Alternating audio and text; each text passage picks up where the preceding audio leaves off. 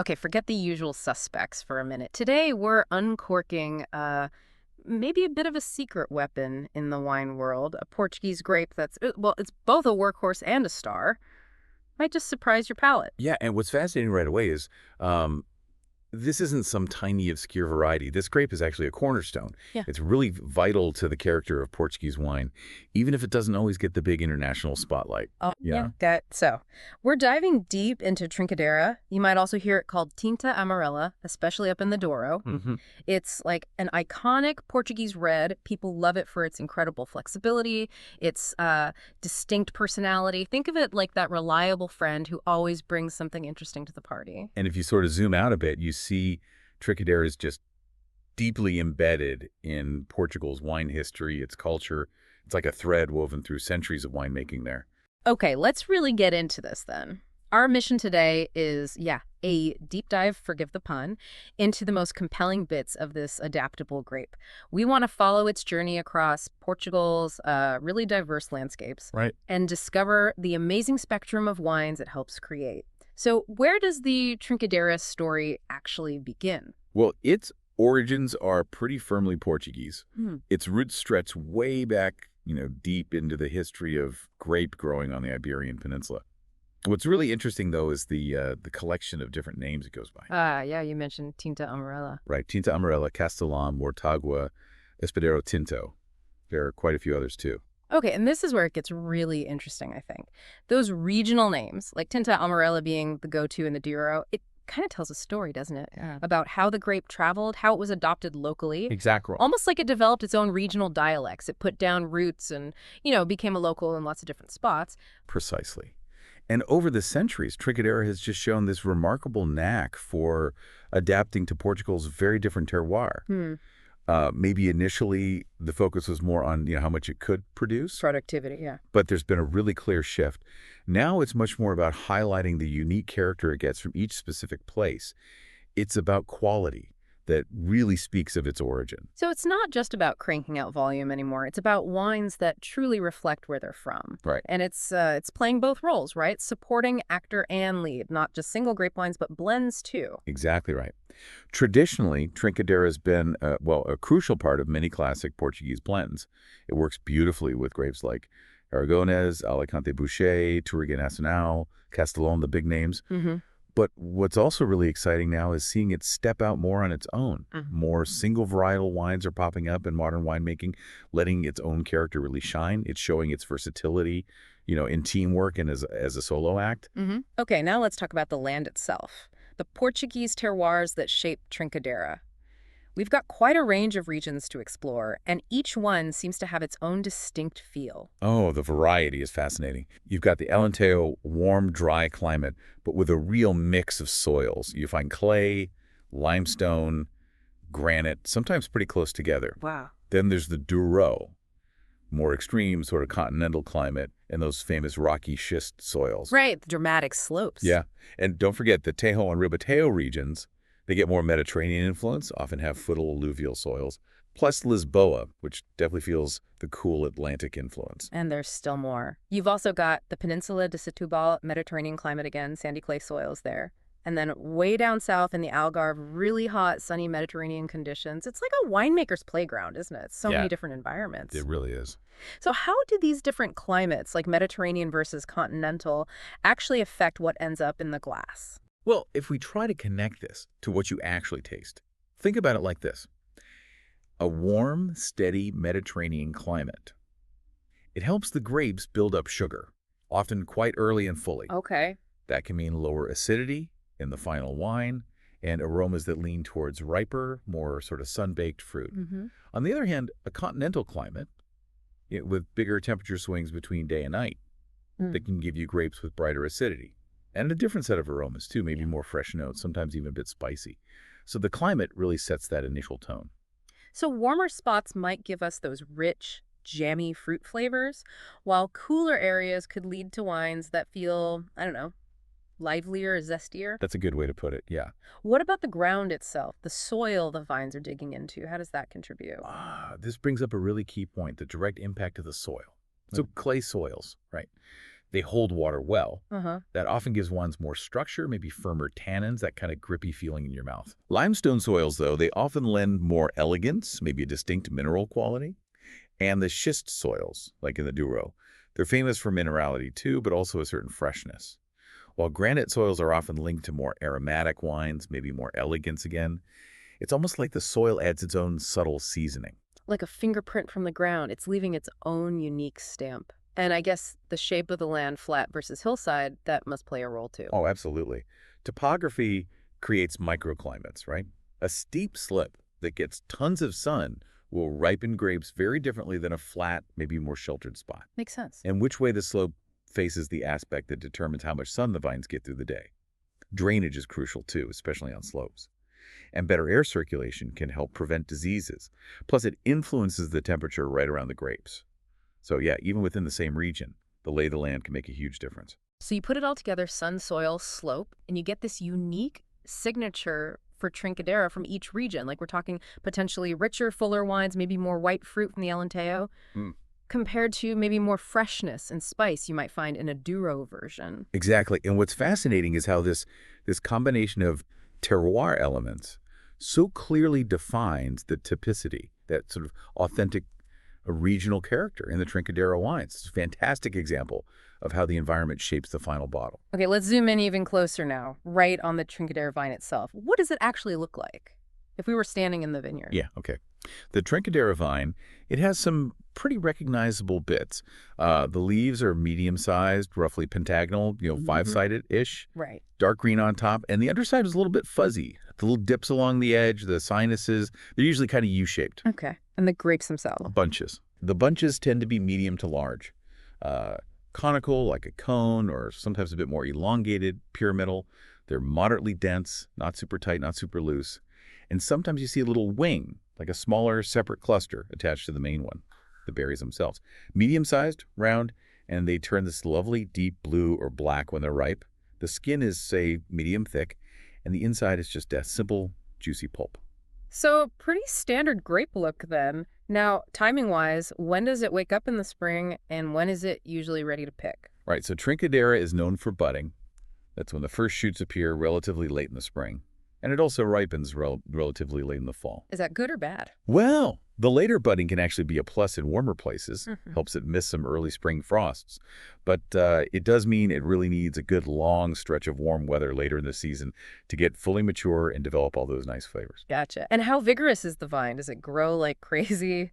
And does it have any particular weaknesses, things growers need to watch out for? It's generally considered medium to high vigor, which means, yeah, it can produce a lot of leaves and shoots if you don't manage it carefully. Yeah. And interestingly, it can be quite prone to fungal diseases like mildew and botrytis or rot. That's why paying close attention in the vineyard is so crucial, especially if conditions get warm and humid. That makes total sense. Hmm. So, what are the key things vineyard managers need to do? How do they keep Trincadeira healthy and get those high-quality grapes? Yeah, this brings up some really important vineyard practices. Pruning is absolutely essential.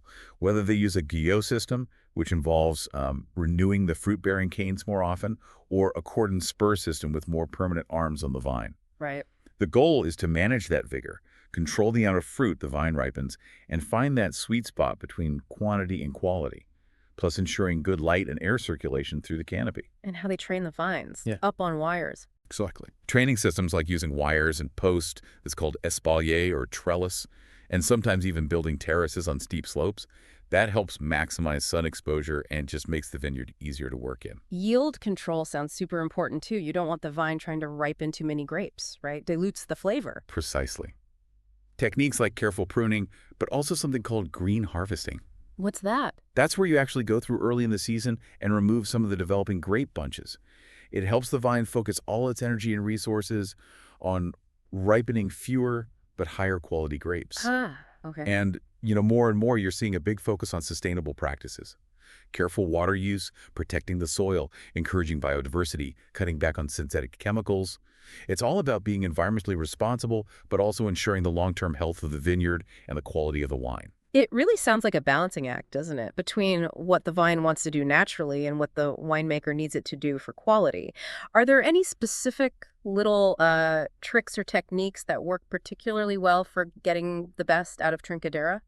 Yeah, what's fascinating is the level of detail involved in really optimizing those grapes. Canopy management is a big one. Meaning? Things like strategically removing leaves around the grape bunches to get just the right amount of sunlight and airflow. That's really important.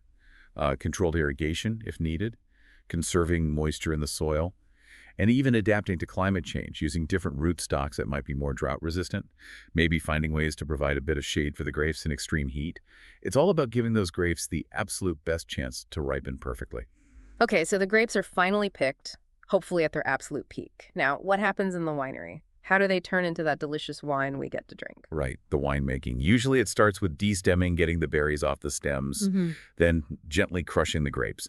After that comes maceration. That's the skin contact part. Exactly, where the juice sits with the skins. And how long that lasts is a really key decision. Shorter for rosés or maybe lighter reds to limit how much color and tannin you pull out. Longer for more structured reds where you want more of those things, plus more aroma compounds.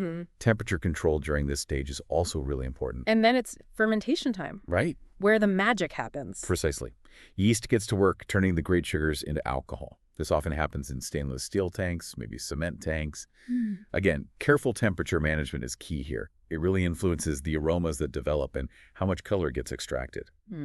And for many red Trincadeiras, there's usually a second fermentation too, called malolactic fermentation, that basically softens the wine's natural acidity, makes it feel a bit smoother, creamier, adds some complexity. Okay, so after all that fermentation, is it straight into the bottle then? Not always. It really depends on the style the winemaker is going for. For those fresh, fruity styles you want to drink young, yeah, it might just get a short rest in stainless steel or cement. Right. But for more complex wines, the ones designed to age, oak barrels often come into play. Ah, the oak influence. Yeah, could be new oak, could be used barrels, different types of oak, French, American, different levels of toasting inside the barrel.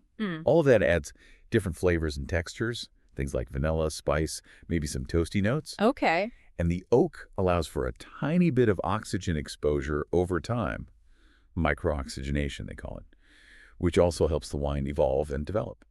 So we can end up with quite a spectrum then, from bright, easy drinking wines to more serious stuff that can improve with age. What are some of the specific wine styles that Trincadeira really excels at? Well, if you look at the range, it's pretty impressive. You absolutely get lovely light and fruity reds. They're full of fresh red and black fruit aromas, have this nice lively acidity, soft tannins, really perfect for enjoying relatively young. Then you have the more full-bodied reds. These have the structure to age gracefully. They'll have deeper color, firmer tannins that get smoother over time, and layers of more complex aromas, dark fruit, spice, maybe some earthy or leathery notes, often with that oak influence. And rosés too, you mentioned. Oh yeah, definitely. Trincadeira can make beautiful rosés, often quite delicate, with fresh strawberry or raspberry aromas and that lovely refreshing acidity. Great summer wines. And it's still a great team player in blends, right? Even with all these single varietal options now. Absolutely. It frequently plays a really vital role in blends, contributing its bright red fruit character, that essential freshness, and a touch of elegance alongside other classic Portuguese grapes. Ultimately, it's the winemaker's skill and their decisions at every single stage, from picking the grapes to choosing the aging vessel, that really define the final style and quality. They're interpreting the grape and the terroir. Okay, we've followed the whole journey of vine to bottle. Now the best part. When we finally get to pour a glass of Trincadeira, what should we expect? How does it typically look, smell, taste? Right. The sensory profile is usually quite distinctive and really appealing. On the nose, you'll often get these inviting aromas of red fruits, think cherry, raspberry, maybe strawberry, sometimes darker notes too, like blackberry or plum. Okay. And a characteristic thing you often find with Trincadeira is this subtle vegetal hint. Sometimes it's described as tomato leaf or even green bell pepper. It's not unpleasant, just distinctive. Interesting. Anything else on the nose? Yeah, you might also pick up notes of black pepper, sometimes a bit licorice, maybe some earthy undertones. And if it's seen some oak? Well, oak aging adds another layer entirely. You might get aromas of leather, tobacco, dark chocolate, vanilla, those toasty notes from the barrel. Really builds complexity. On the palate, Trincadeira wines are typically dry. The flavors often echo those aromas, the fruit, maybe that vegetal touch. And a balanced acidity is key, gives it a refreshing lift. What about the structure, the feel in your mouth, and how does it change if you let it age for a while? Structure-wise, it usually has firm tannins. They give the wine some grip, especially when young, but they tend to soften and become much smoother as the wine ages in the bottle.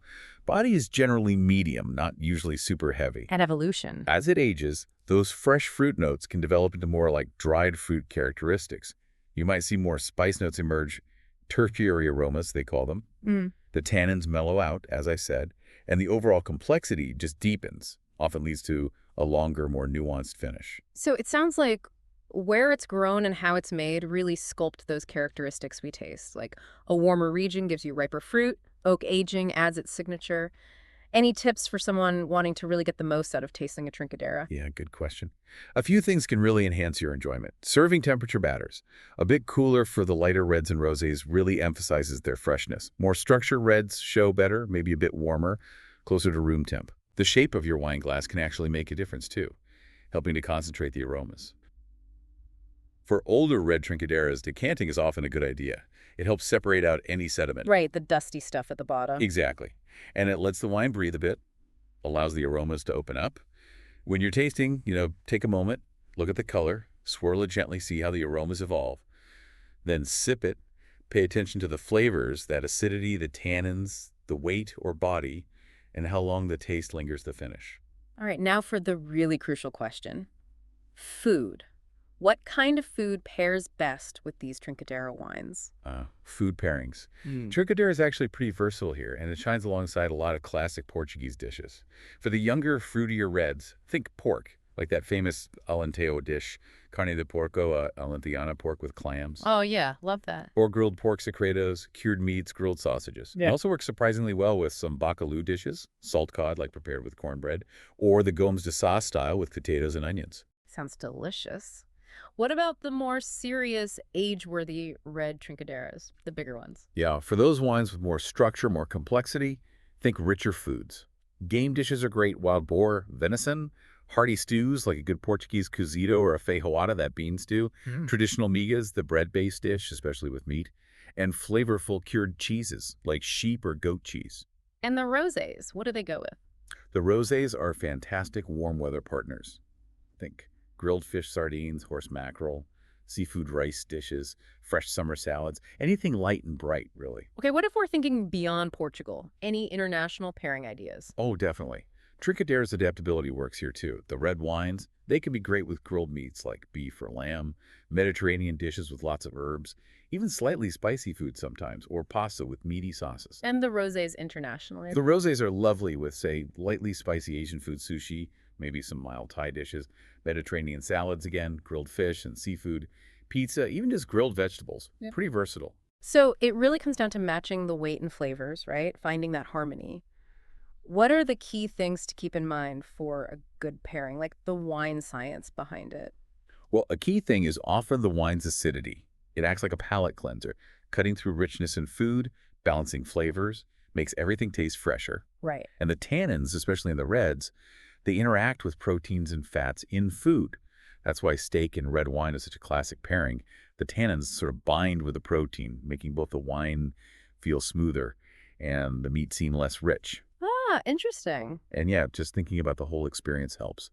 Serving the wine at the right temperature, maybe think about the order if you have multiple wines, and trying regional pairings, wine and food, from the same place, that often works beautifully. Okay, we've covered where it grows, what it tastes like, what to eat with it. Let's zoom in now on the specific wine regions, the DOPs, and maybe some producers who are really championing Trincadeira. Right, so Trincadeira is pretty significant in several key denominations of origin, or DOPs, in Portugal. In the Alentejo DOC, it's a real star. You find it in robust reds and also those vibrant rosés we talked about. Okay.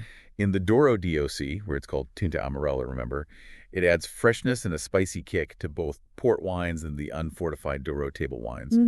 You'll also find it playing an important role in the Tejo DOC, good quality reds and rosies there. Same in the Lisboa DOC, versatile reds and rosés. It even features in blends down in the Península de Setúbal DOC.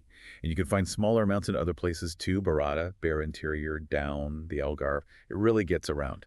So it's got a pretty significant footprint across the country. And within these different DOPs, are there specific rules, regulations to make sure the Trincadeira wines meet a certain quality level? Oh, absolutely. Each DOP has its own rule book, basically, designed to protect quality and that regional typicity we mentioned. Like what kind of rules? Well, they might specify the minimum or maximum percentage of Trincadeira allowed in a blend. They'll often have limits on vineyard yields, how many grapes you can grow per hectare to assure concentration. There can be rules about specific winemaking practices, or even minimum aging requirements for certain types of wine, like reservas or garaferas.